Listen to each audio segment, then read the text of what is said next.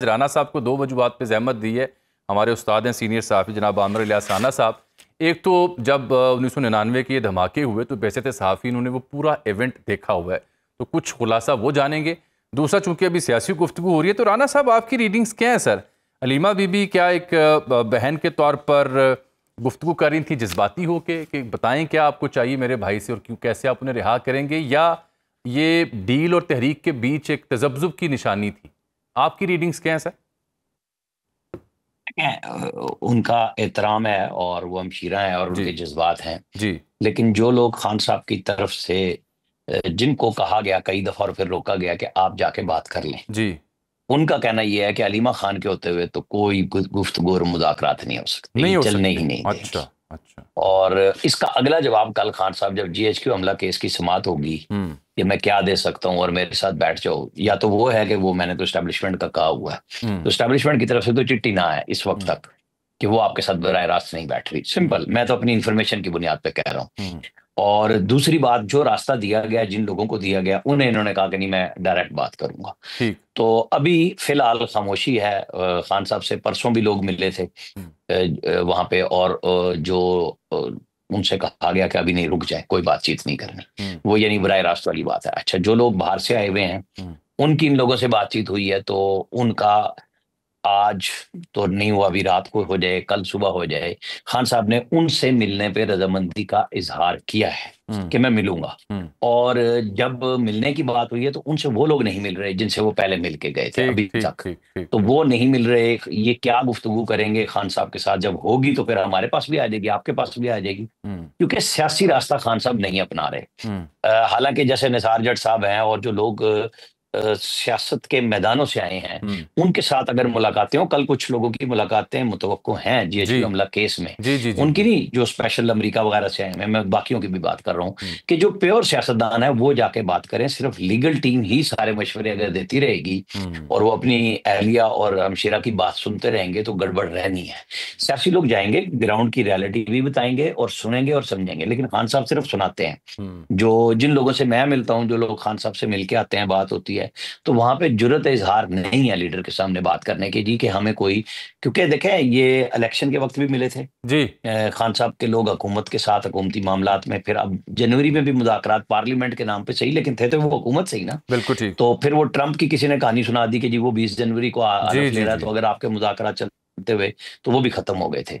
तो अभी तक कोई चीज इस सेंस में मौजूद नहीं है कि कोई इनको पेशकश हो गई है। आमिर इलियास राना साहब, वैसे तो साफ़ी आपने उन चीज़ों को डॉक्यूमेंट भी किया। किसी मुल्क की तारीख में ये बड़े अहम दिन हुआ करते हैं, जिस दिन के ऊपर मैं आपसे बात करने जा रहा हूँ। वैसे तो सहाफ़ी, उस दिन आपने क्या देखा, क्या सुना? उस दिन से पहले जो हफ्ता था और बाद का हफ्ता था, कितना दबाव था? कैसे ये फैसला मुमकिन हुआ और फिर एटमी धमाके हुए? ज़रा मुख्तसर सी रुदाद आपसे अगर 2-4 मिनट में हम सुन लें तो ये एक आर्काइव रहेगा हमारे तालिब इल्मों के लिए और अहले पाकिस्तान के लिए। देखें, हमें हकाइक पे रहना चाहिए। जब इंडिया ने धमाके किए तो नवाज शरीफ तो काजकिस्तान थे, हम्म। अलमाती में, हम्म। और उस पर मुशाहिद हुसैन बोल भी रहे हैं मुस्तकिल के, वहीं से मैसेज दे दिया था उन्होंने। हम्म। लेकिन बहरहाल जब वो इस्लामाबाद आए, नूर खान एयरबेस, हम्म। जिसका नाम अब है, उसे चकलाला एयरबेस कहते थे उस वक्त। हम्म। तो मैं और मेरे दोस्त सीनियर साफी हैं तारिक सुमैर, हम गौहर अयूब खान जो मरहूम वजीर खारजा हैं, हम्म। उनके साथ चल के एप्रन पे गए। और नवाज शरीफ जब त्यारे से बाहर आए तो उन्होंने एक दिया, 4 लाइनें लिखी हुई कि प्राइम मिनिस्टर, ये फॉरेन ऑफिस ने लिखा है, मीडिया आया हुआ, तो आप बात कर लें। तो मैंने उनसे आगे बढ़ के कहा कि नहीं, आपको अपनी बात करनी चाहिए, इस फॉरेन ऑफिस के बयान पे नहीं जाना चाहिए। ठीक। और उन्होंने उस बयान को नजरअंदाज कर दिया। अच्छा। मुशाहिद हुसैन और गौहर अयूब की ये ड्यूटी लगी कि आप लोग पूरी दुनिया में पाकिस्तान का ये ढंढोरा पीटें कि हम धमाके करेंगे, हमारी ये जरूरत है। इनकी ड्यूटी लग गई दोनों ठीक की। ठीक। और मैं अब कुछ, आपने चूंकि कहा ना कि 28 को क्या हुआ, कुछ उसके बाद भी बाज़ाहिर वाकयात हमें पता चले। जी जी एक तो ये था ना कि इस्लामाबाद से ये जी। सारी दुनिया देख रही थी कि जी कभी यहाँ पे ब्लैकआउट हो रहा है, एयरपोर्ट बंद कर दिया जा रहा है। क्वेटा में हमारे पास पता ये चला कि नाइट लैंडिंग फैसिलिटी नहीं है, जो हम्म। बाद में आई। हम्म। इतना क्रूशल वक्त था, इसराइल के तैयारे, जहाज, जो भी कहें आप, वो इंडिया में आए हुए थे। हम्म। और उस पे भी हमारी नजर थी कि वो इसी काम के लिए आए हैं, जिस पर ठीक। रोका गया हम्म। कि नहीं। और उसमें सदर क्लिंटन मौजूद थे गुफ्तगू में। तो मैं अब आपको बताऊंगा कि 21 मई को हम्म।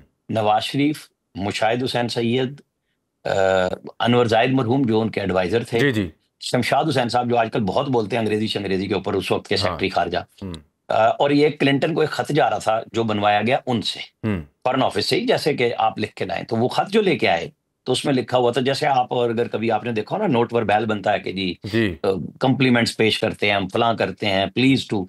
तो मियाँ साहब ने कहा असी उन्होंने इनकार कर रहे हैं या असी कोई मिन्नत कर रहे हैं उन्होंने कि असी धमाके करने ने और थोड़ी गल नहीं मननी। तो उन्होंने कहा शेख साहब, वो अनवर जाहिद मरहूम को कहते थे, शेख साहब तुसी खत बनाओ। वो 21 को खत चला गया और 21 को ही ख्वाजा जहीर साहब मौजूद हैं, उन्होंने वो खत लिखा हसीना वाजिद को, जो उधर से इंडिया का मैसेज लेके आना चाह रही थी। तो उन्हें कहा गया कि नहीं अभी हम बिजी हैं, आप फिर किसी मुनासिब वक्त पे आइएगा। ये गौहर अयूब खान ने किताब में लिखा ना कि 28 को भी शहबाज शरीफ कह रहे थे कि अगर हमें सौदा मिल जाए। हम 21 तारीख को धमाके करने का खत लिख चुके थे कि आपकी पेशकश कबूल नहीं। अब मैं आता हूँ 28 मई पे। 28 को तो जाहिर है इस्लामाबाद में पूरी दुनिया छाई हुई थी यहाँ पे, और सैटेलाइट तो अमेरिका के हैं ना, जैसे उनको अब हमारे धमाके, हमारे इस का पता चल गया था कि हम इंडिया को जवाब देने जा रहे हैं, जिसपे वो हमारे आर्मी चीफ को, और अब फील्ड मार्शल हैं, उनको कॉल्स करते रहे, लेकिन वो कॉल तब ली गई जब धमाके और मिसाइल चला दिए गए थे, हमारा काम शुरू हो गया था।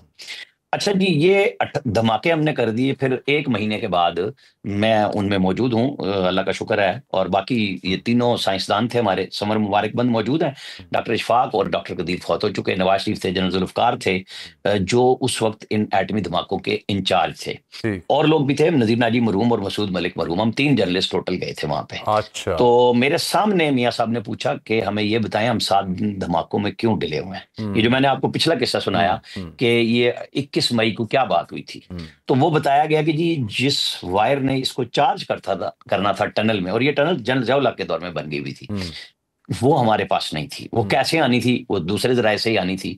तो ये धमाके, और एक और चीज थी जो अभी भी मेरे साहब में स्टेट सीक्रेट है, तो मैं अभी उस पर नहीं बात करता, जो वहां पे हुई कि किस वजह से डिले हुए। वरना नवाज शरीफ की वहां से जो इंस्ट्रक्शन चली थी और वो जो यहाँ आई थी वो ये थी कि धमाका हमने करना है, 7 दिन उनकी तारीख से डिले हुआ।